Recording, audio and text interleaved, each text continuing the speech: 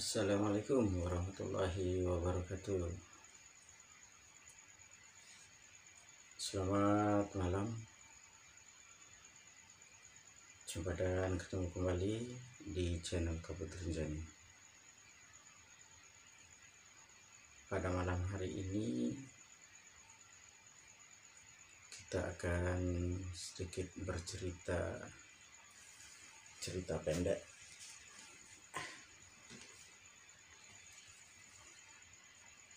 Karena lagi pusing ya, mau upload video apa.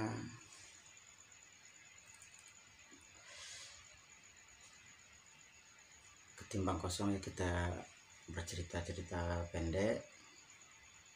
Mungkin ini agak lucu, sedikit serem.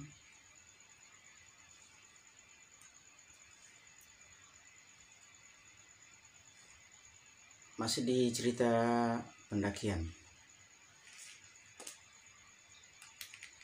Cerita ini lumayan lama ya, kisaran masih tahun 2000-an, tahun 2008 ya. Nanti coba kita recek, nanti fotonya ada. Kisah pendakian via Torean. Pendakian yang pertama kali melewati jalur Torean ya. Waktu itu kita berjalan ada 6 personil ya. Berangkat dari sini sekitar berapa ya?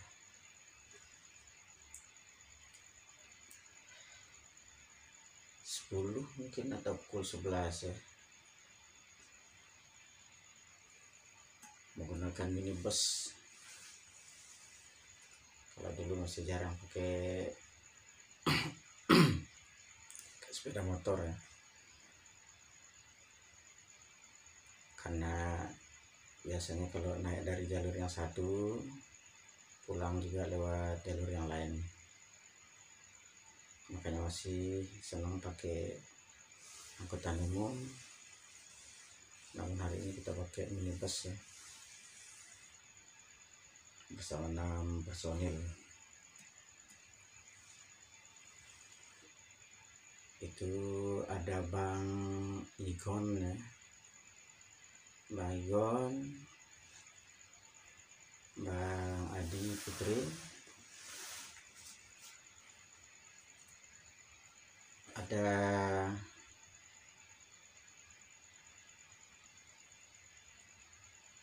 Bang Zadid, ada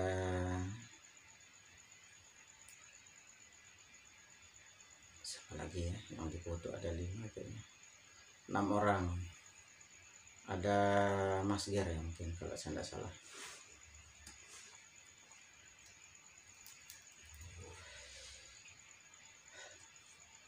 Mulai jalan dari Torean, masih belum kenal jalur Sambialan ya. Waktu itu masih dari Torean, perjalanan sekitar sampai desa Torean ya. Mulai berjalan mungkin kisaran pukul 3 ya, kayaknya mau sore.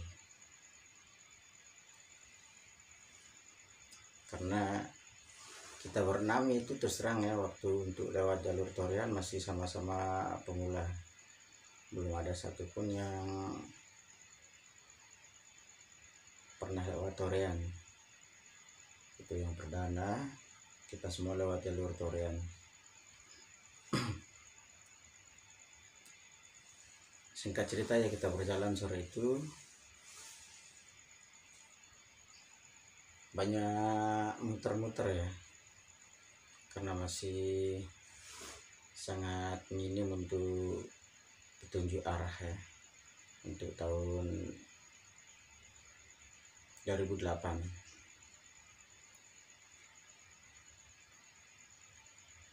berjalan perasaan itu masih muter-muter terus di hutan perkampungan ya. Kalau saya hitung beberapa kali lewat Torian sekarang sangat cepat, kalau dulu sangat lama ya, karena mungkin jalurnya ndak tahu ya, jalur potong atau jalur yang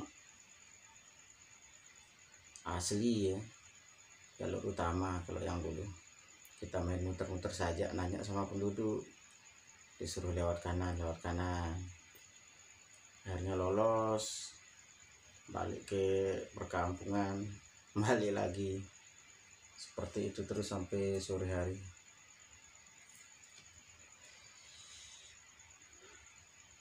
Dan melewati kali ya, sudah agak sore sekali, menyeberang kali,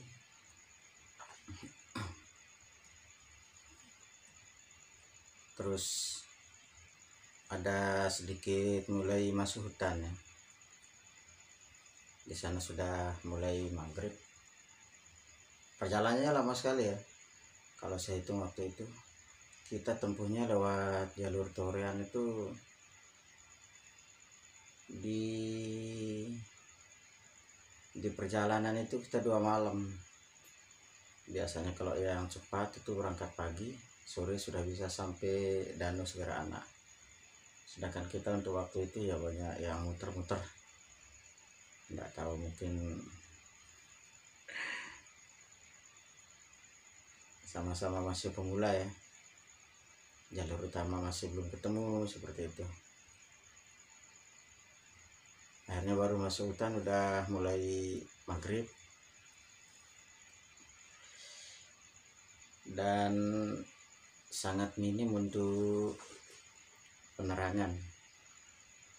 Ada kita beberapa akan bawa senter,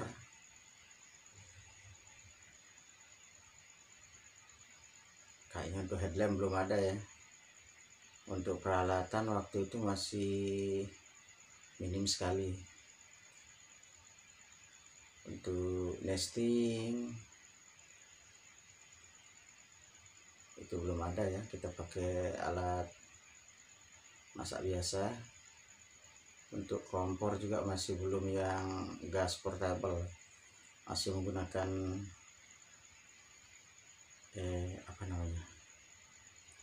gas minyak tanah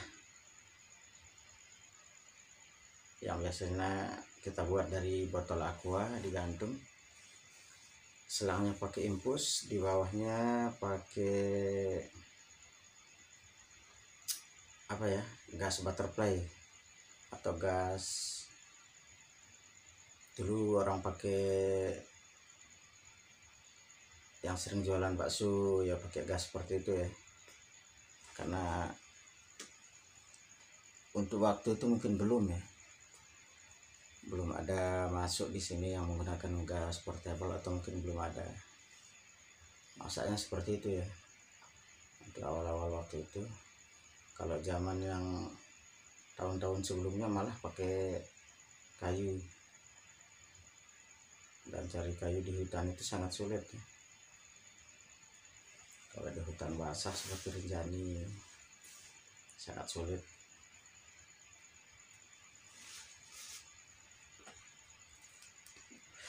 Kalau teknik porter yang dia sih kayaknya asik-asik aja ya, dari zaman udah lama atau pertama saya mendaki, saya lihat kalau untuk porter tidak pernah kekurangan kayu bakar.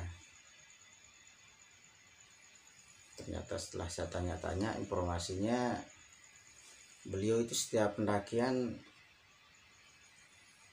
nabung ya sistemnya, atau dikumpulin atau diumpetin. Kalau kayu dulu porter itu biasa seperti itu, naik di hari ini dia ngambil kayu yang sudah ditimbun minggu yang lalu atau bulan yang lalu. diumpetin atau ditaruh di tempat yang aman. Udah kering itu yang para porter pakai ya, atau rekan-rekan pengantar tamu. Dan untuk besoknya diambil sekarang kayunya, dia potong sekarang, ditaruh besok lagi 1 minggu, 1 bulan atau berapa hari ya mungkin kalau naik cepat. Kalau yang kemarin diambil, kayu yang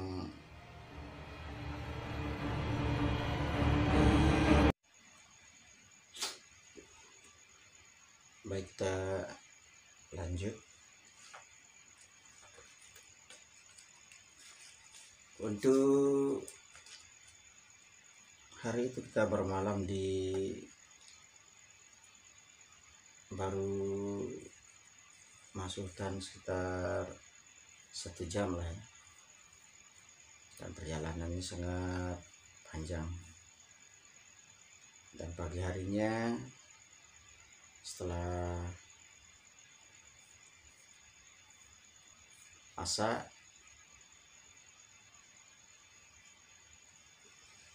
setelah ngopi, kita mulai berjalan lagi sampai siang hari.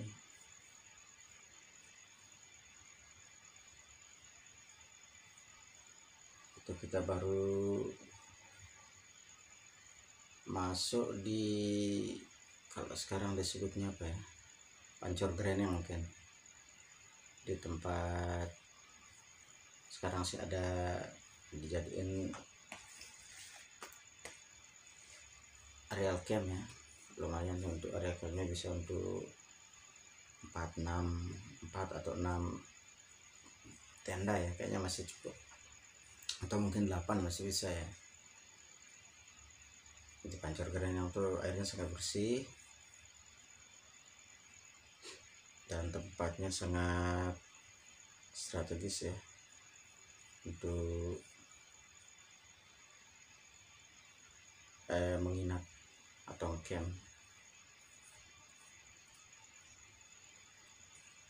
Sampai sana pun siang hari itu ya, kondisi kami berenam, Bang Igon, Bang Cadik, ada Bang Ahyar ya, Bang Ahyar, sama Bang Ger, dan saya sendiri. Itu kondisi sudah sangat capek betul ya. Untuk hari itu enggak tahu ya, saya ngerasainnya untuk perjalanan itu sangat melelahkan ya, sangat menjemukan, muter sana muter sini, saya rasakan seperti itu ya. Dan waktu itu tidak ada pendaki yang berpapasan, kita main insting saja ya.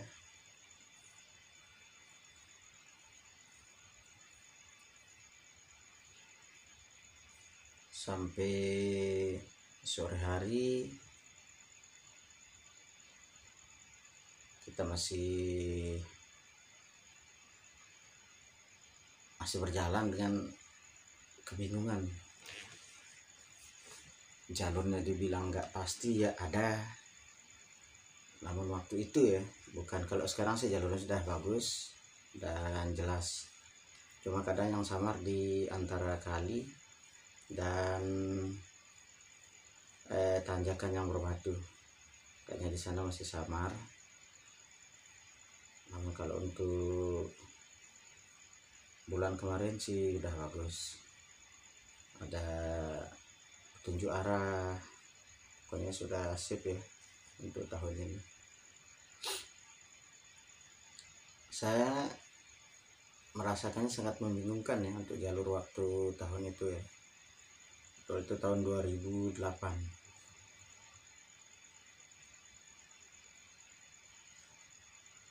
Coba nanti ya untuk anak-anak bawa pala di komen saja kalau memang tanggalnya salah.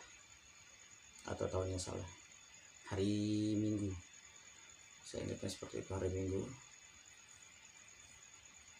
tahun 2008.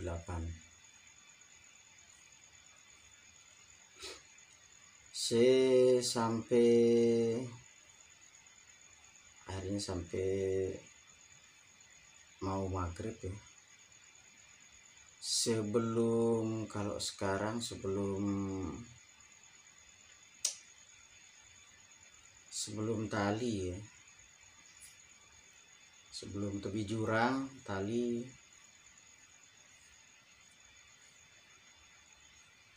kita maghrib di sana ya.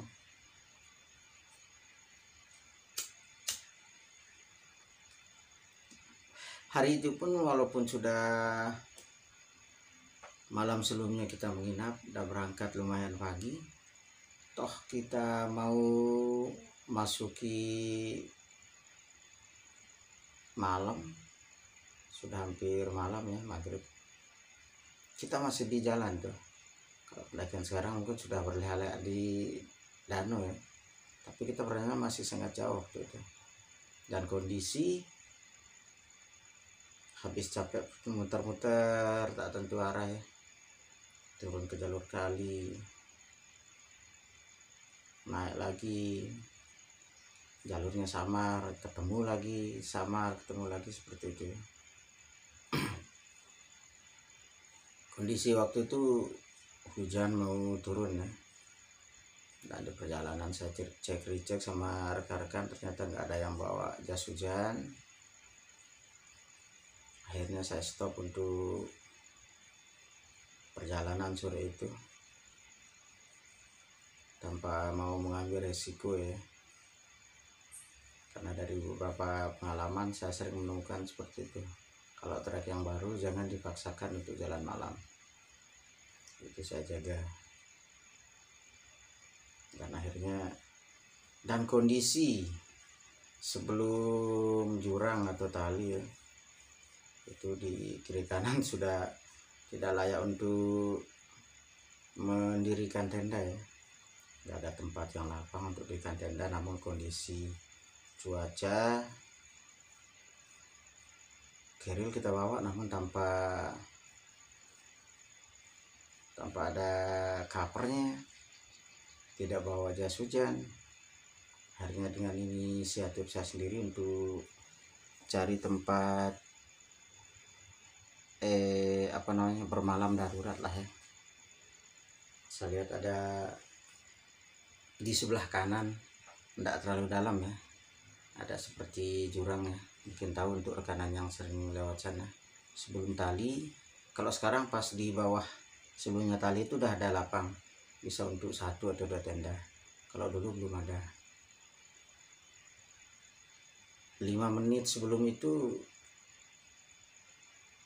masih sama, tidak ada yang lapang. Akhirnya saya pilih untuk menurun ke kanan, ada sejenis celah.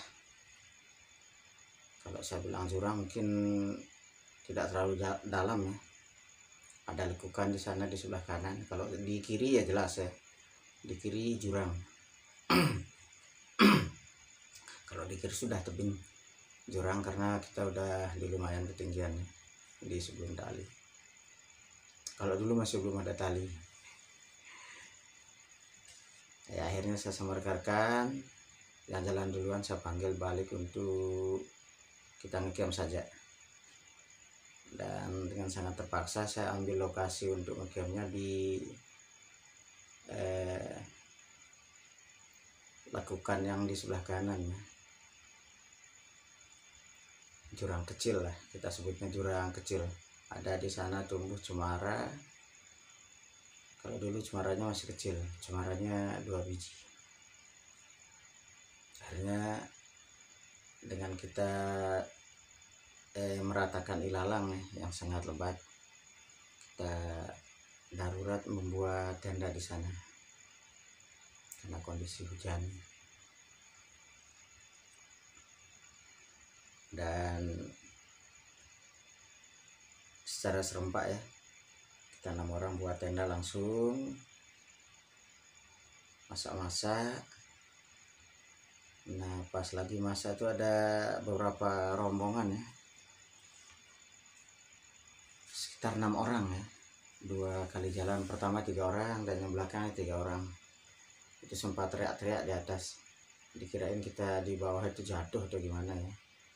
Kalau rombongan yang di atas itu dia langsung jalan, tidak mau istirahat, karena saya lihat juga udah para senior ya, dengan style yang jas hujan, Keril juga pakai cover, dan mungkin mereka sudah hafal jalur ya waktu itu. Tidak darurat mau nenda di sana ya, mereka mungkin targetnya nenda di atas tebing sebelum turunan ke Gua Susu atau Gua Putri ya, mereka bilang seperti itu. Tapi karena saya, kalau kondisi seperti itu masih di sana, perjalanan masih lama sekali ya, mungkin masih hitungan, kalau saya pribadi hitungnya paling cepat itu 3 jam. Kondisi hujan, akhirnya saya buka tenda darurat di sana. Nah dan di sinilah mungkin keanehan itu terjadi.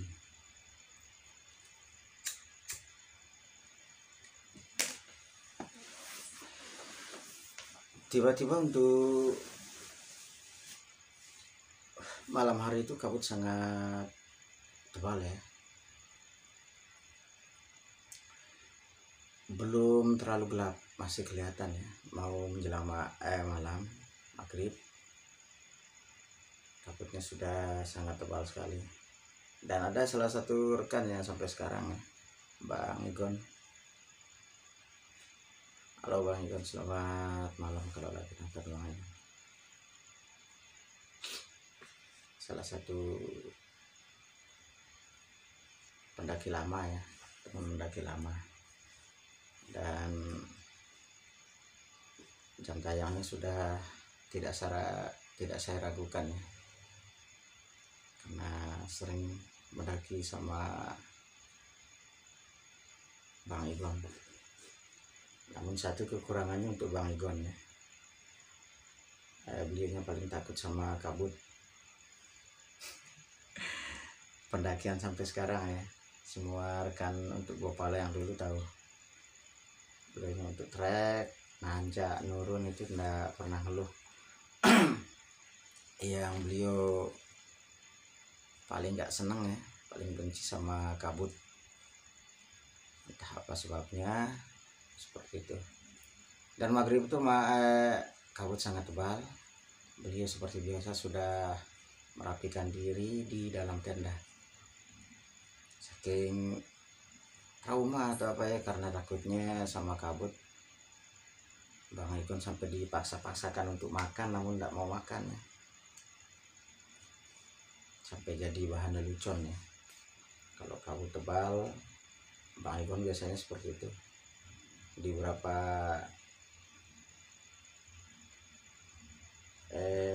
beberapa trek atau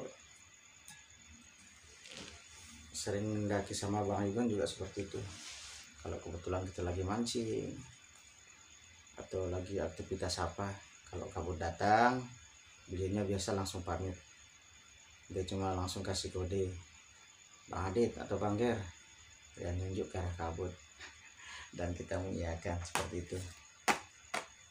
Di lain episode juga pernah saya sama Bang Igon dan Bang Ger itu 2 hari 2 malam di danau. Bang Igon tidak keluar dari tenda, paling cuma nengok, ngeluarin kepala, masuk lagi. Seperti itu, betah di dalam tenda 2 hari 2 malam. Karena kalau kondisi berkabut, Bang Igon seperti itu. Dan sempat beberapa kali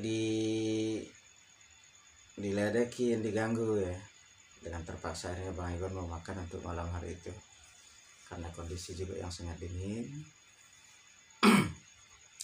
Malam itu kita tidak begadang ya seperti biasa. Di setiap malam kita selalu begadang, namun untuk malam itu lumayan ekstrim. Cuaca sangat lembab, namun kalau untuk kondisi di dalam tenda masih aman. Itu saya rasakan itu sangat empuk ya untuk lokasi tidur ya, walaupun di pinggir jurang, lokasinya sedikit dengan kemiringan ya beberapa derajat mungkin, namun masih kita bisa sempat tidur. Dan sangat empuk karena di bawahnya ilalang sangat tebal sekali.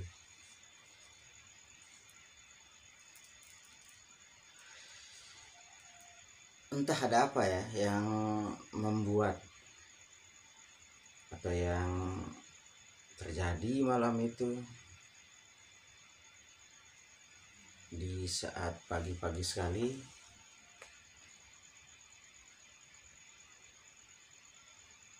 awalnya siapa yang kemarin, kurang ingat saya karena ini udah terlalu lama. Awalnya adalah salah satu ya dari rombongan yang celananya basah ya, maaf seperti itu ya, celananya basah. Kita ngeledek, mimpi juga loh. Nah, kita tanya seperti itu, ternyata dia bilang iya. Waduh, asik sekali, kemarin malam saya didatangi sama orang yang sangat cantik sekali ya. Saya terbengong ya melihat cerita seperti itu, karena saya juga merasakan untuk malam itu ternyata kita semua mimpi yang sama. Tak tahu ya, mungkin orangnya berbeda, walau alam. Namun untuk pagi hari itu kita semua kondisinya mimpi basah. Kalau saya lihat foto rombongan yang 6 ini, ingatnya saya seperti itu. Ada sedikit serem, namun juga lucu ya kita rasakan pagi hari itu. Kita bangun dengan cerita yang sama, dengan apa ya, dengan kondisi yang sama, mimpi basah semua.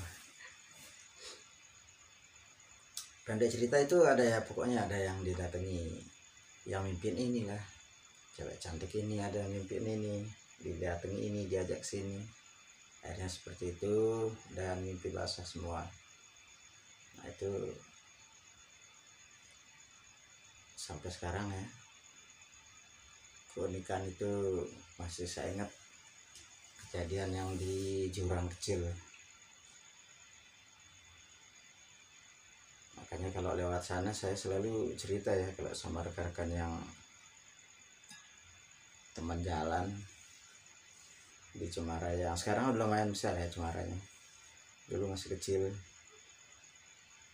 Saya selalu flashback kalau di sana, makanya kalau lewat sana lihat kanan saya selalu tertawa, ingat sama kejadian berapa tahun lalu. Dan sampai sekarang ya teman-teman untuk pendakian hari itu semuanya masih ingat, semuanya mimpi basah. Baik, kita lewati cerita itu ya. Akhirnya setelah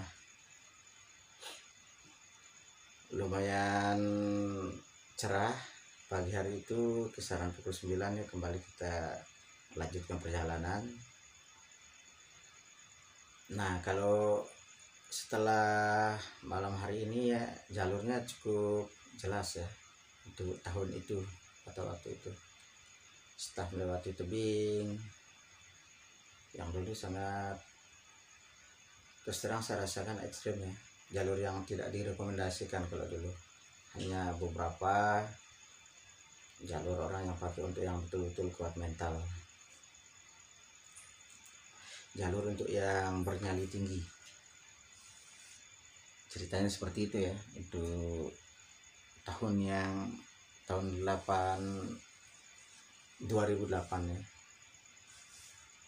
Jalurnya masih pinggiran jurang banyak, masih kecil, belum ada pengaman, dan masih belum diresmikan ya kalau untuk tahun itu.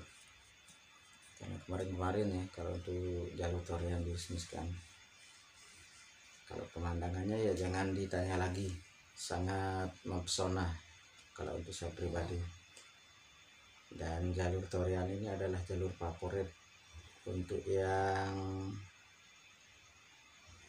trek pulang.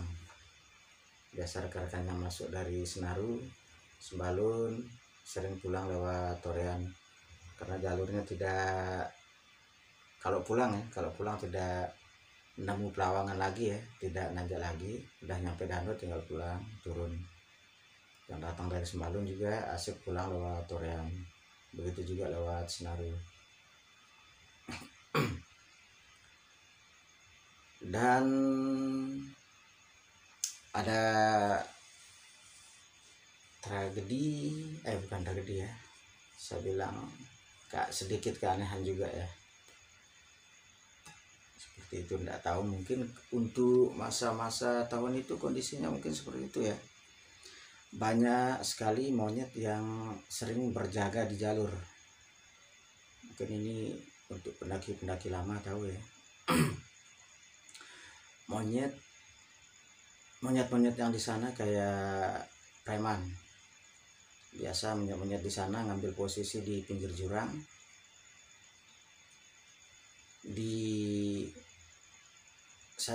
Dulu itu nemukannya banyak di air penimbunan, air terjun penimbunan banyak di pinggir jurang, di lokasi yang sangat-sangat rawan. Biasanya monyetnya nunggu di sana ya.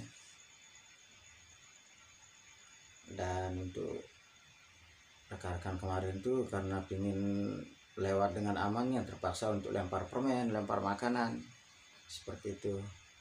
Dan puncaknya di tangga terakhir ya, sebelum kita turun ke Gua Putri. Di sana sangat banyak sekali berjejer. Ya saya bilang seperti preman ya, betul seperti itu ya.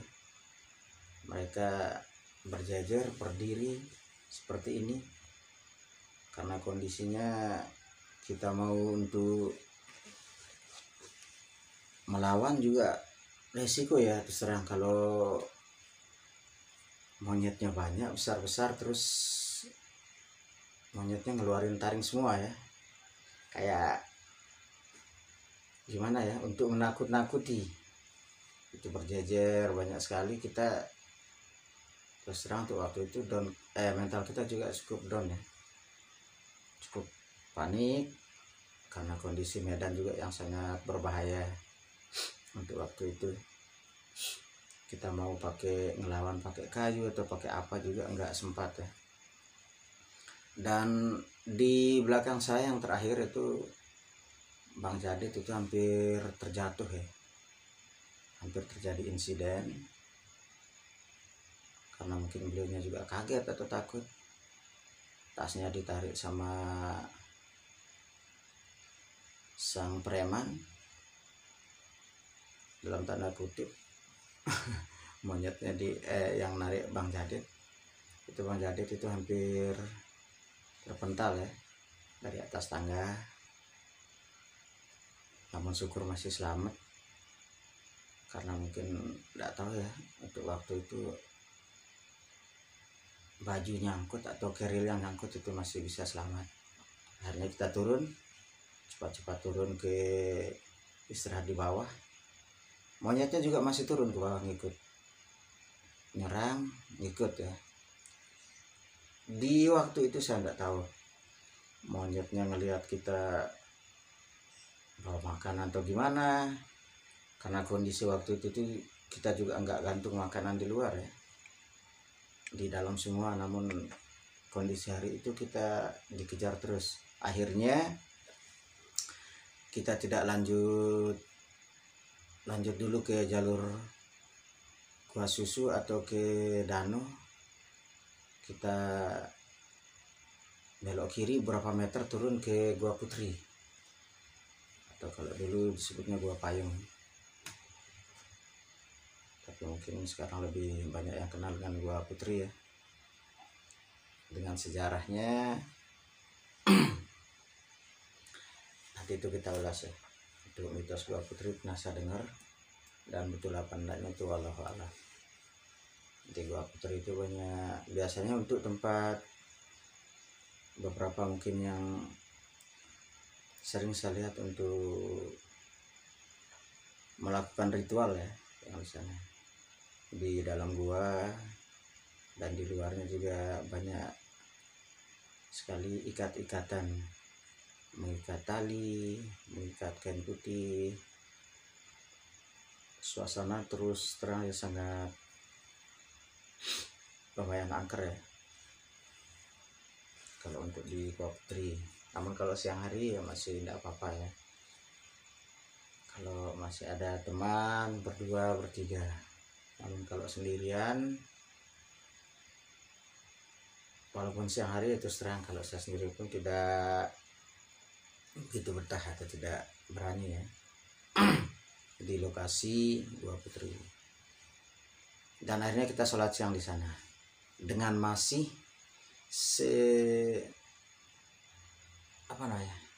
gerombolan monyet yang di sana yang sangat banyak ya, yang nunggu di atas. Kita kayak ngumpet di pinggiran Gua Susu.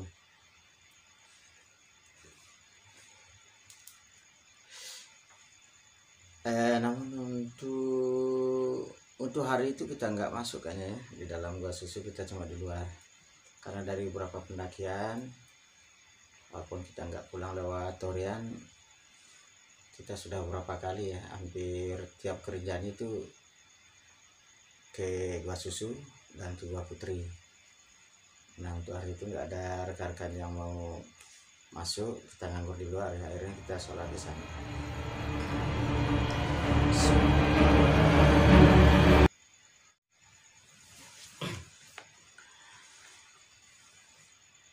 Baik, lanjut dari cerita yang tadi, sholat zuhur ya di sana, zuhur atau asar ya, kurang saya ingat karena ceritanya lumayan lama ini, kisahnya lumayan lama. Di kondisi sholat itu pun kita masih kayak seperti berjaga ya, ada beberapa sholat 3 biji, sholat 3 orang, yang jaga 3. Dan di waktu kondisi terakhir kita sholat tuh Bang Jadid itu malahan sholatnya naruh kayu di pinggirnya seperti itu Kak. Itu masih kondisi saling intimidasi ya dengan sang preman yang berbulu seperti itu. Di pinggir Bang Jadid itu masih banyak yang lalu lalang, bukan lalu lalang, apa namanya, intip-intip, pindah ke kiri, pindah ke kanan. Padahal kondisi waktu itu kita ada berani keluarin makanan dulu. Dan kejadiannya setelah Bang Jadid selesai sholat, saya lihat beliau berdoa, beliaunya pegang kayu ya, lumayan ada sekitar 2 meter ya. Waktu Bang Jadid mau bangun, monyetnya menyerang dan langsung di